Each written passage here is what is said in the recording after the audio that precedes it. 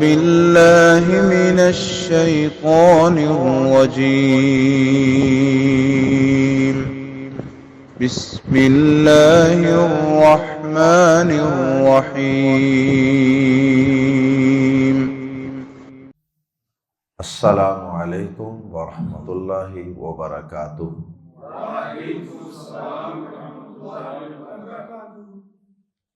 سورہ ہود آیت نمبر 74 سے 79۔ ان الحمد للہ والصلاة والسلام علی رسول اللہ اما بعد۔ اعوذ باللہ السمیع العلیم من الشیطان الرجیم من ہمزہ ونفخہ ونفثہ۔ فلما ذهب عن إبراهيم الروع وجاءته البشرى يجادلنا في قوم لوط إن إبراهيم لحليم أواه منيب۔ یا ابراہیم اعرض عن هذا انه قد جاء امر ربک وانهم آتیہم عذاب غیر مردود۔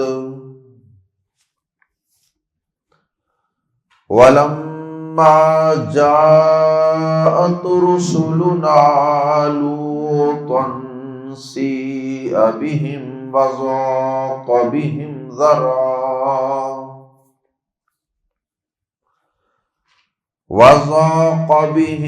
ذرعا وقال هذا يوم عصيب وجاءه قومه يهرعون إليه ومن قبل كانوا يعملون السيئات قال يا قوم هؤلاء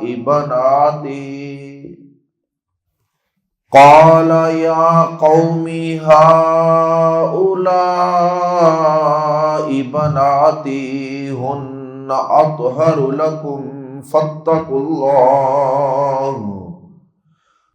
فاتقوا الله ولا تخزون في ضيفي أليس منكم رجل رشيد۔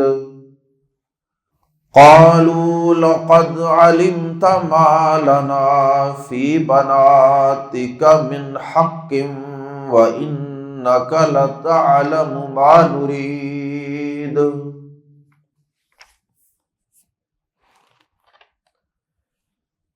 فرشتے ابراہیم علیہ السلام اور ان کی زوجہ محترمہ حضرت سارہ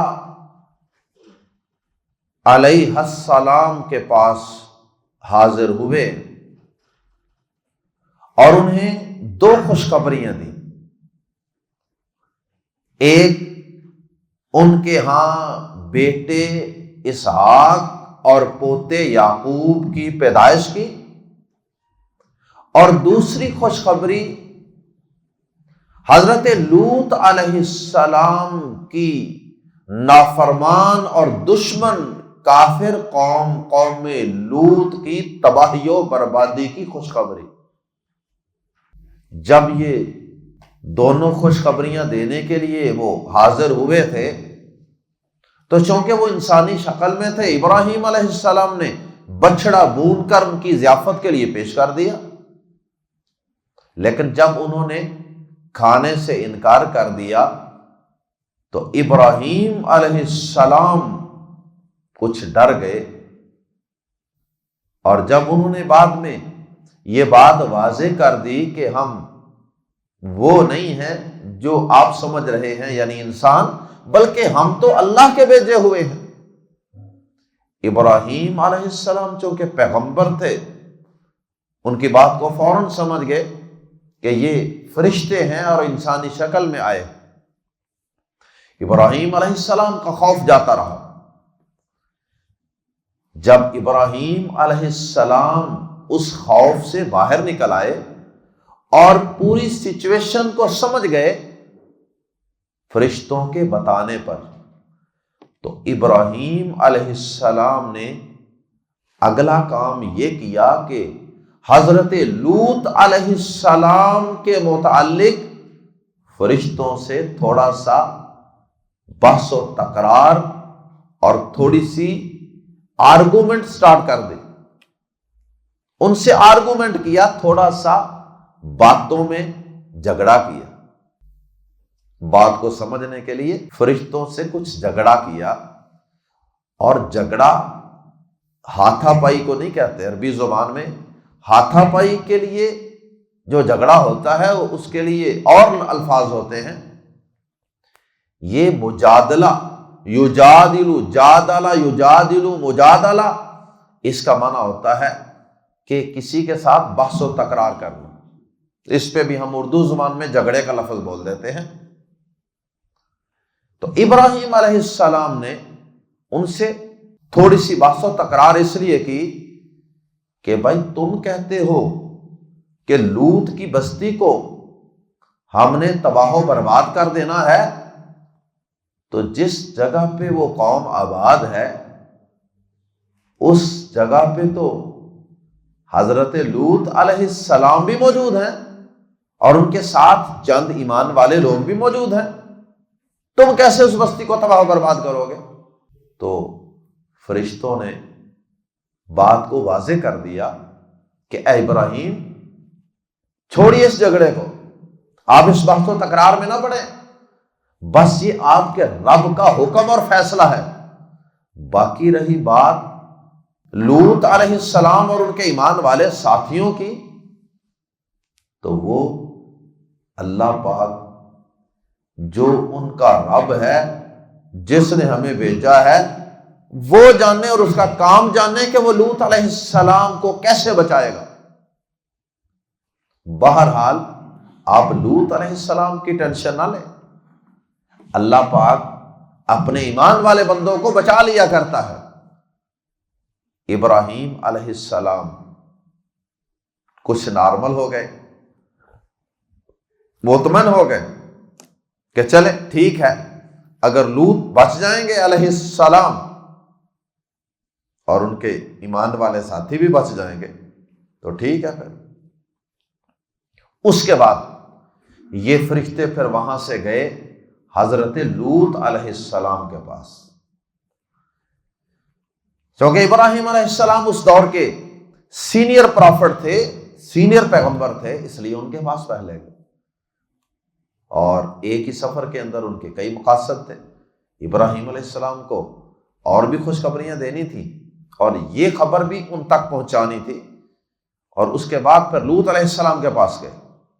اب لوط علیہ السلام اپنے گھر میں موجود ہیں اور یہ انسانی شکل میں ہی ان کے پاس بھی گئے۔ اب یہاں سے حضرت لوط علیہ السلام کا قصہ تفصیل سے شروع ہوتا ہے۔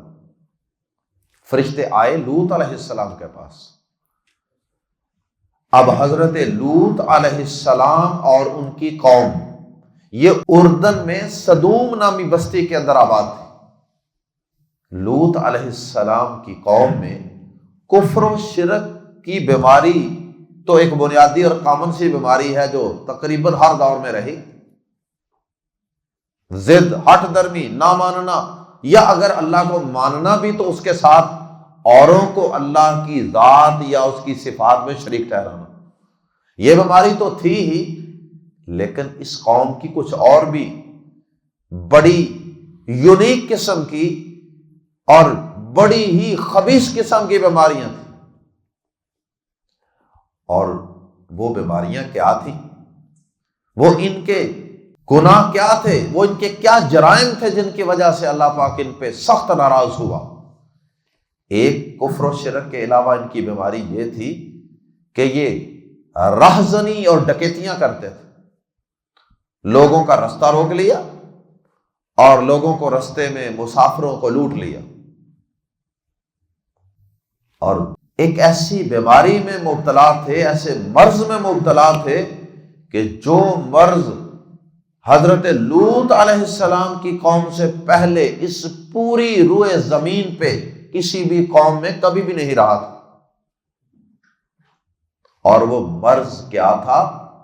وہ مرض یہ تھا کہ مرد کا اپنی سیکسول ڈیزائر، اپنی جنسی خواہش کو عورت کے ساتھ نکاح کے فطری طریقے سے پورے کرنے کی بجائے غیر فطری طریقے سے، غیر انسانی طریقے سے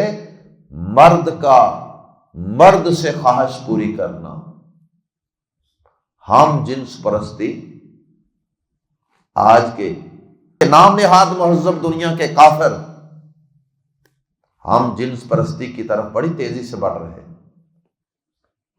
یہ بیماری حضرت لوط علیہ السلام کی قوم میں پہلی دفعہ اس زمین کے اوپر شروع ہوئی۔ اغلام بازی بھی اسے کہتے ہیں، اغلام بازی، لونڈے بازی، لڑکوں اور بچوں کے ساتھ بدکاری اور بدفعلی۔ اللہ اکبر۔ حضرت لوط علیہ السلام کے پاس یہ جب فرشتے پہنچے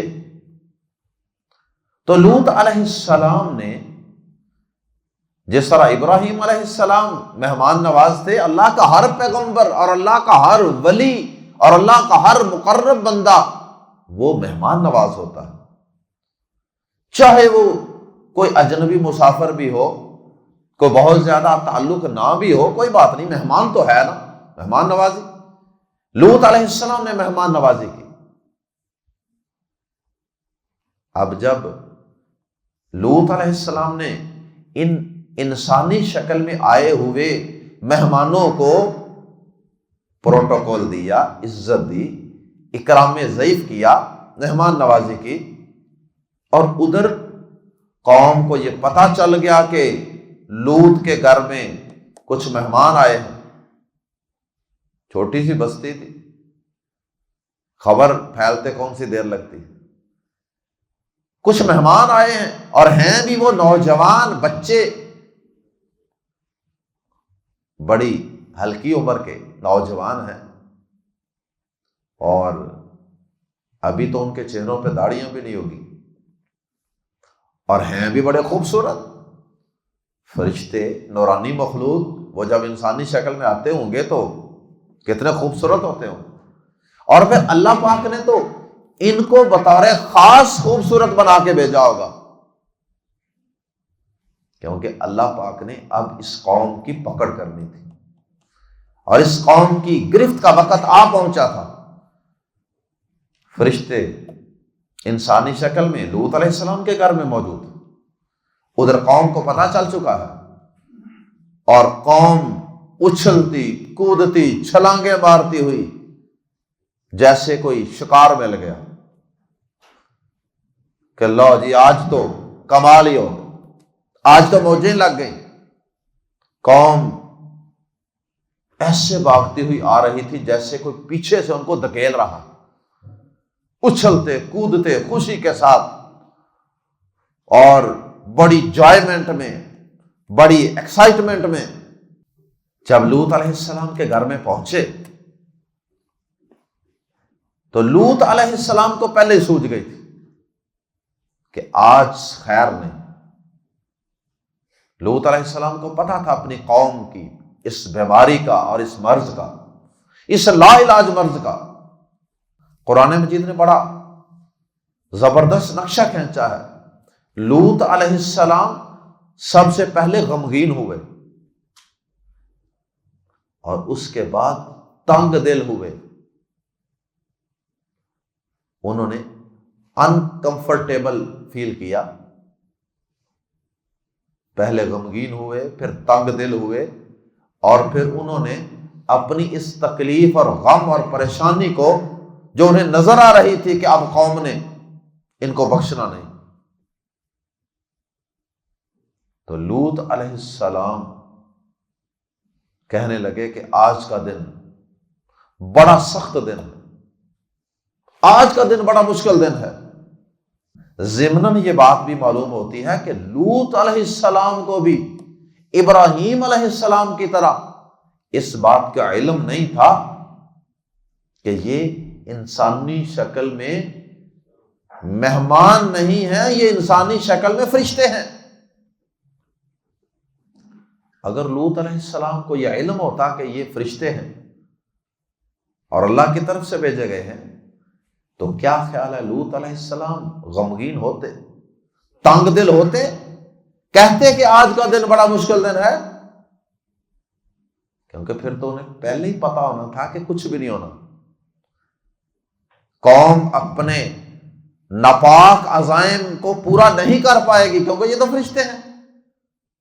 تو لوط علیہ السلام کا غم، پریشانی، تنگ دلی یہ بتا رہی ہے کہ انہیں ابھی تک اس بات کا علم نہیں تھا کہ یہ انسانی شکل میں فرشتے ہیں یا کوئی اجنبی مہمان ہیں۔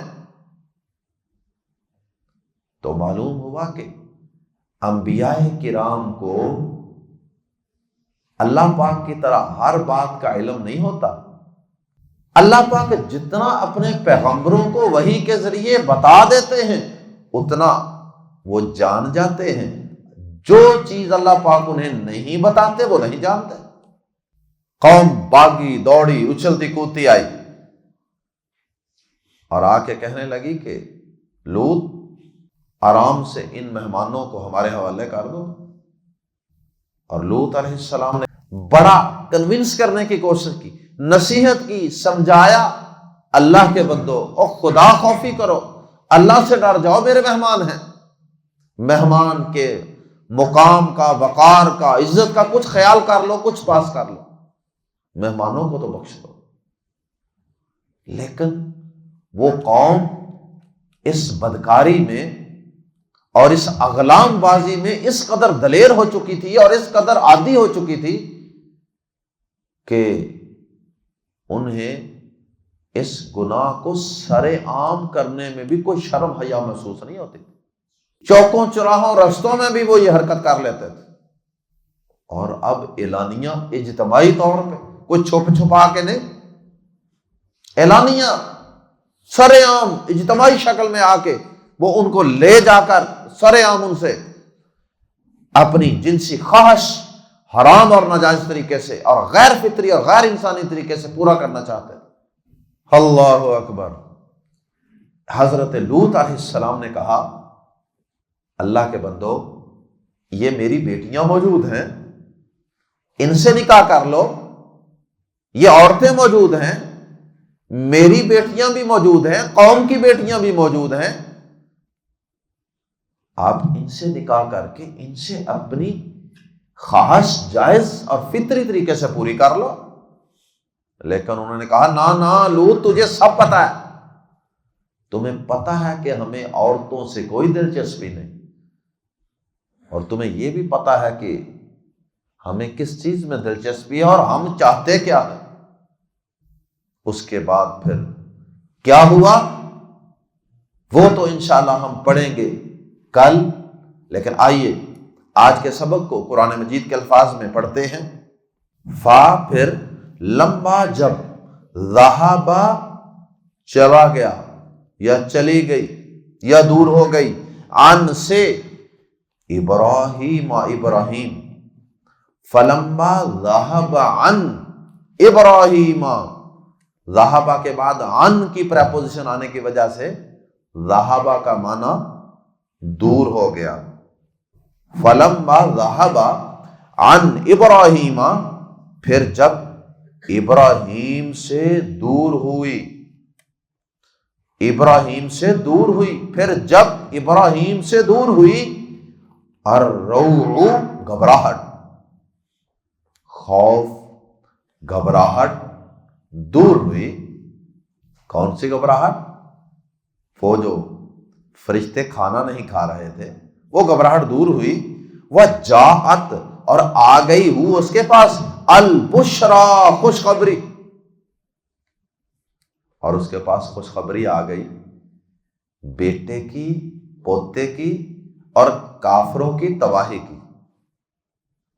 یجادلو، وہ جگڑنے لگا۔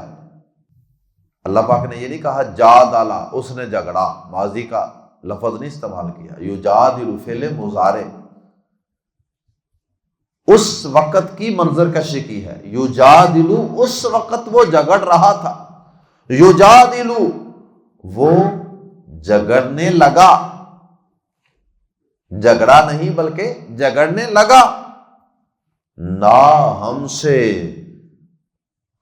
اب یہاں اللہ پاک نے کہا ہے یجادلو نا، وہ ہم سے جگڑنے لگا، حالانکہ اللہ پاک سے تو بحث و تکرار نہیں ہوئی تھی ابراہیم علیہ السلام۔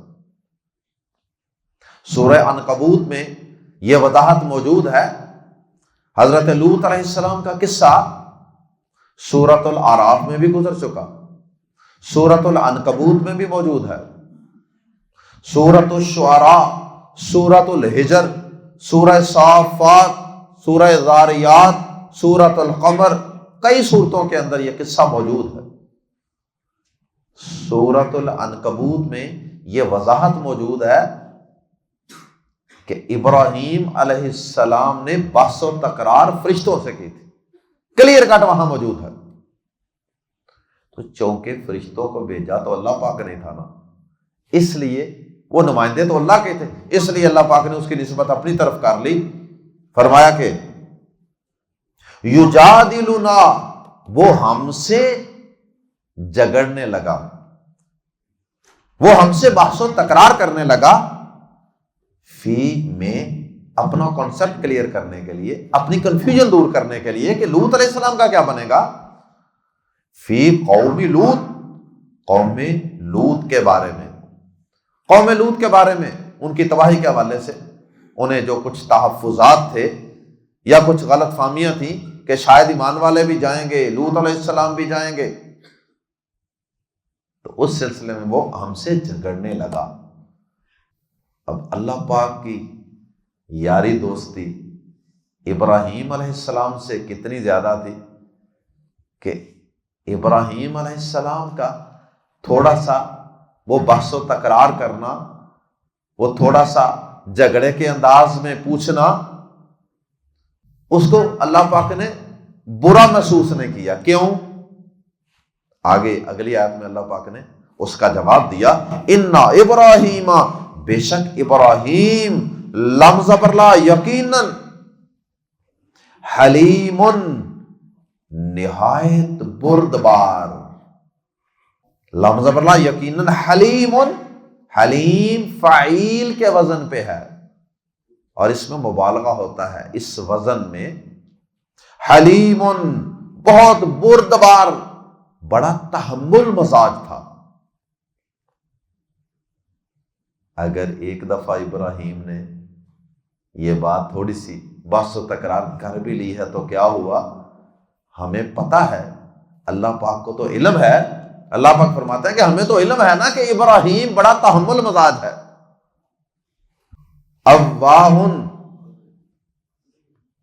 اواہن کا ایک معنی کیا گیا ہے نرم، نرم مزاج، اور ایک اس کا معنی ہے آہوزاری کرنے والا۔ دعا کرتے وقت اللہ پاک کے سامنے آہوزاریاں کرنا، گڑ گڑانا، رونا، اللہ سے ڈرتے ہوئے، ایسی صفات کے حامل شخص کو کہتے ہیں اواہن۔ اواہن بہت آہوزاری کرنے والا، موننگ، منیب بہت رجوع کرنے والا، منیب، یونیب وہ رجوع کرتا ہے، اور یونیب وہ رجوع کرتا ہے، اور اس کے شروع میں میم پیش مو لگا کے منیب رجوع کرنے والا، منیب بہت رجوع کرنے والا، فریکوینٹلی ریٹرننگ ٹو اللہ، مسلسل اللہ کی طرف پلٹنے والا، اللہ سے جڑنے والا، بار بار اللہ کی طرف توجہ، رجوع، پلٹنا۔ تو اللہ پاک نے ابراہیم علیہ السلام کے جھگڑنے کا تذکرہ کیا نا، تو ساتھ ہی ان کی 3 خوبیاں بھی بیان کر کہ ابراہیم علیہ السلام کے متعلق، میرے بندے کے متعلق کسی کے دل میں کوئی بری بات نہ آ جائے۔ میرا بندہ، میرا خلیل ابراہیم تو بڑا ہی نرم مزاج تھا، بڑا تحمل مزاج تھا، بڑا آہوزاریاں کرنے والا تھا۔ اس کے دل میں تو ہمارا بڑا ڈر تھا، وہ کوئی نیگیٹو سینس میں ہمارے فرشتوں سے نہیں جھگڑا، وہ صرف تھوڑی سی بحث و تکرار اپنی بات سمجھنے سمجھانے کے لیے، کانسیپٹ کلیئر کرنے کے لیے تھی۔ یا ابراہیم، فرشتوں نے اللہ پاک کے حکم سے کہا، یا ابراہیم، اے ابراہیم، اعرض، اعراض کیجئے، چھوڑ دیجئے، رہنے دیجئے، ان سے، ہذا، یہ، اس سے اعراض کیجئے، اس بات کو نظر انداز کیجئے، اس بات کو چھوڑ دیجئے۔ اے ابراہیم، اس بات کو رہنے دیجئے، یہ اللہ پہ چھوڑ دیجئے کہ اللہ لوط علیہ السلام کو کیسے بچائے گا۔ یہاں انہو میں ہو ضمیر کا ترجمہ وہ نہیں ہے، انہو بے شک، حقیقت یہ ہے کہ، بے شک واقعہ یوں ہے کہ، اس ہو کو کہتے ہیں ضمیر شان۔ انہو بے شک، واقعہ یوں ہے، بے شک حقیقت یہ ہے کہ، قد، بلا شبہ، یقیناً، جا، آ چکا ہے، امر ربک، تیرے رب کا امر، تیرے رب کا حکم۔ تیرے خاموش ہونے کے لیے اتنی بات ہی کافی ہے کہ یہ تیرے رب کا حکم ہے۔ قوم لوط کی تباہی، وہ لوط کو کیسے بچائے گا، یہ اس کا کام، تو یہ تیرے رب کا حکم ہے۔ تو ابراہیم علیہ السلام نے جب یہ سنا کہ میرے رب کا حکم ہے، بس اس کا فیصلہ ہے، اس کے بعد نہیں پھر بولے، خاموش۔ وَإِنَّهُمْ، اور بے شک وہ، آتیہم، آنے والا ہے ان پر، عذاب، انہم، بے شک یہ لوگ، قوم لوط کے ایسے لوگ ہیں کہ آتی، آنے والا ہے، یہ اصل میں ہے آتیون، آنے والا، فاعلن کے وزن پہ، آتیون، آنے والا ہے، ہم، آسانی کے لیے ہم کو ہم پڑھا جاتا ہے، آتی کے ساتھ ملا کے، آتی ہم، ان پر آنے والا ہے، عذاب، ایسا عذاب، غیر مردود، جو مردود نہیں ہے، جو ہٹایا جانے والا نہیں ہے، جو دور کیا جانے والا نہیں ہے۔ مردود وہی ہوتا ہے جس کو دور کر دیا جائے، دفع دور کر دیا جائے۔ یہ ایسے لوگ ہیں کہ جن پر ایسا عذاب آنے والا ہے جو غیر مردود ہے، جو ہٹایا جانے والا نہیں ہے۔ اب یہ آ کے رہنا ہے، تیرے رب کا فیصلہ ہے۔ اللہ اکبر۔ ولما، اور جب، جاءت، آئے یا آ گئے، رسولنا، رسول، رسول کی جمع، یہاں سے حضرت لوط علیہ السلام کا قصہ باقاعدہ شروع ہو رہا ہے۔ ولما، اور جب، جاءت، آئے، رسولنا، ہمارے بھیجے ہوئے، اور جب آئے ہمارے بھیجے ہوئے، لوطن، لوط کے پاس، فرشتے انسانی شکل میں، وہی جو ابراہیم علیہ السلام کے پاس گئے تھے، سیئا، وہ مغموم ہوا، سیئا، وہ مغموم ہوا، بہم، ان کی وجہ سے، کن کی وجہ سے، ان فرشتوں کی وجہ سے، وہ فرشتوں کی وجہ سے مغموم ہوا، وَذَاقَ، اور تنگ ہوا، بہم، ان سے، ذرعن، دل، ذرعن یا ذرا، ذرا یا ذرعن، یہ بازو کو کہتے ہیں، یہ پورے بازو کو، یا جانور کے بازو اس کی اگلی ٹانگیں ہوتی ہیں، تو جب جانور کے اوپر بہت زیادہ وزن ہوتا ہے، جب وہ اپنے آپ کو بوجھل محسوس کرتا ہے تو پھر وہ ذرا چھوٹے چھوٹے اٹھاتا ہے، بڑے بڑے قدم نہیں اٹھاتا، چھوٹے چھوٹے قدم اٹھاتا ہے، زیادہ وزن ہو، اوور لوڈ ہو۔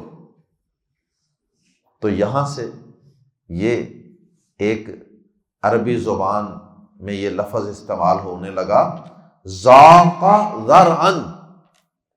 ذاق کا معنی تنگ ہوا، یعنی جیسے اس کی پلانگ چھوٹی ہو جاتی ہے جب اس پر وزن زیادہ ہوتا ہے، تو ایسے ہی ذاق ذرعن کا معنی ہوتا ہے تنگ دل ہونا، یعنی مشکل محسوس کرنا۔ وذاق، اور وہ تنگ ہوا، بہم، ان سے، یعنی ان کے بارے میں، ذرعن، دل۔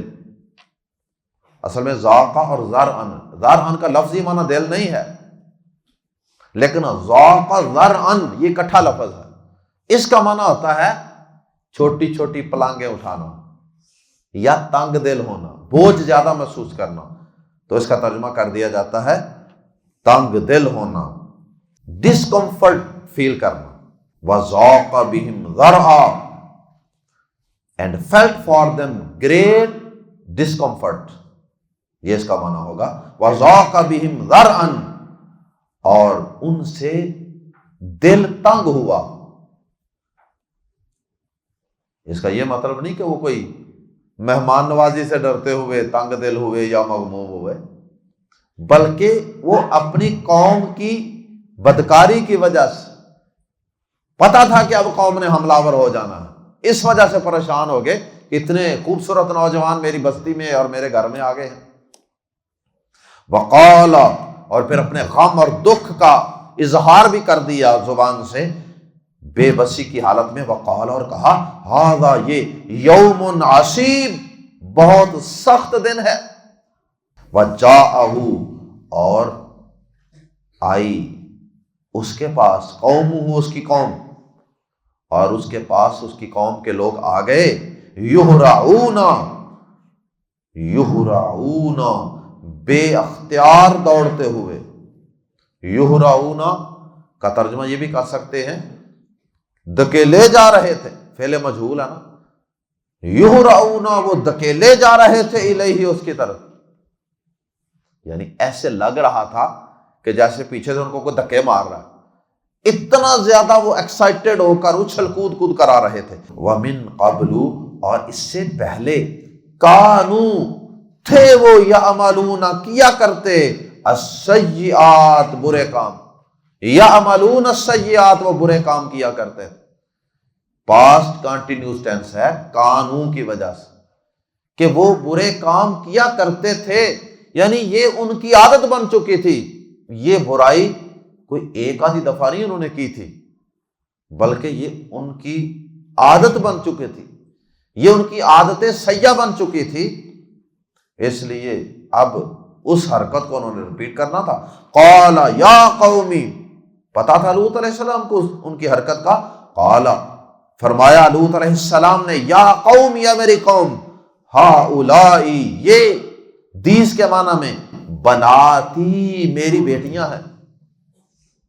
یا تو اپنی بیٹیوں کے متعلق کہا، یا پھر پیغمبر باپ ہی ہوتا ہے قوم کا، اور پیغمبر کی بیویاں قوم کی ماں ہوتی ہیں، اس لیے انہوں نے شاید اس بستی کے اندر بسنے والی جتنی بھی عورتیں تھیں، قوم کی بچیاں تھیں، ان کی طرف اشارہ کر دیا، ہؤلائی بناتی، یہ میری بیٹیاں ہیں، ہن، وہ، اطہرو، بہت پاکیزہ ہے۔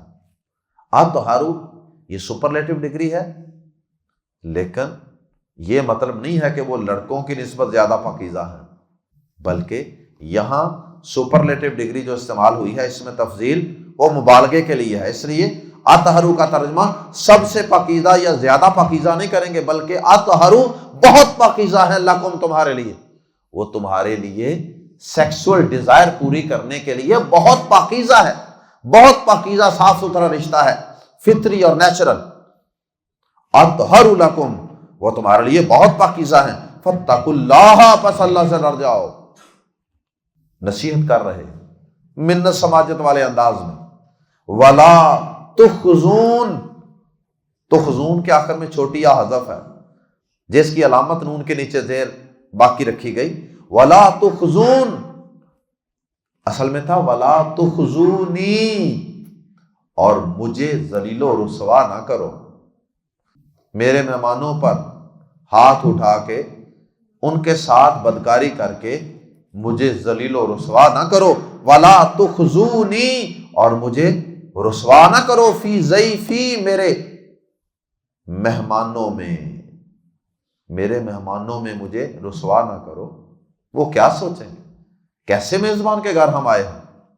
الیسا، بے بسی ظاہر ہو رہی ہے جملے سے، ایک ایک لفظ سے۔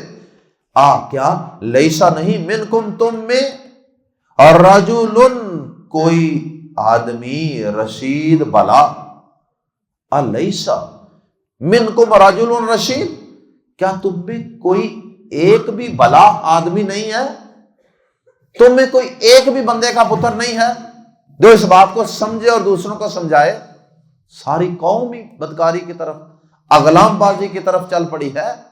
قالو، انہوں نے کہا، لقد، بلا شبہ یقین، علمتا، تو جانتا ہے، ما نہیں، لنا، ہمارے لیے، فی بناتی کا، تیری بیٹیوں میں، من حق، قوم کی بیٹیوں میں، تیری بیٹیوں میں، ہمارے لیے تو جانتا ہے کہ ہمارے لیے نہیں ہے تیری بیٹیوں میں، من حق، کوئی حق، یعنی کوئی دلچسپی، تو جانتا بھی ہے کہ ہمارا ان عورتوں پہ، قوم کی بیٹیوں پہ کوئی حق نہیں ہے، یعنی ہماری کوئی دلچسپی، انٹرسٹ ہی نہیں ہے کہ ہم جائز طریقے سے نکاح کر کے اپنی خواہش پوری کریں۔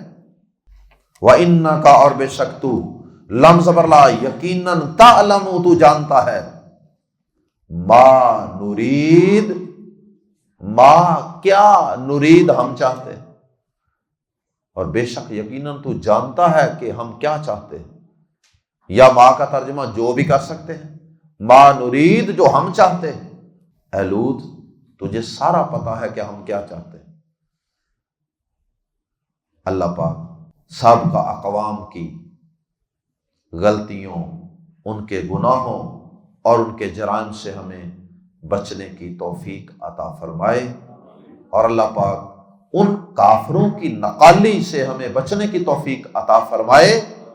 آج کے دور میں بھی جو ان پیغمبروں کے دین اور ان کی لائی گئی شریعت کی مخالفت میں آج دنیا کے اندر ہم جنس پرستی کو رواج دے رہے ہیں، بے حیائی کو، فحاشی کو اور بے غیرتی کو پروان چڑھا رہے ہیں، اللہ ہمیں ان سب اقوام کی نقالی اور ان کی پیروی سے بچنے کی توفیق عطا فرمائے۔ سبحانک اللہم وبحمدک، اشہد ان لا الہ الا انت، استغفرک واتوب الیک۔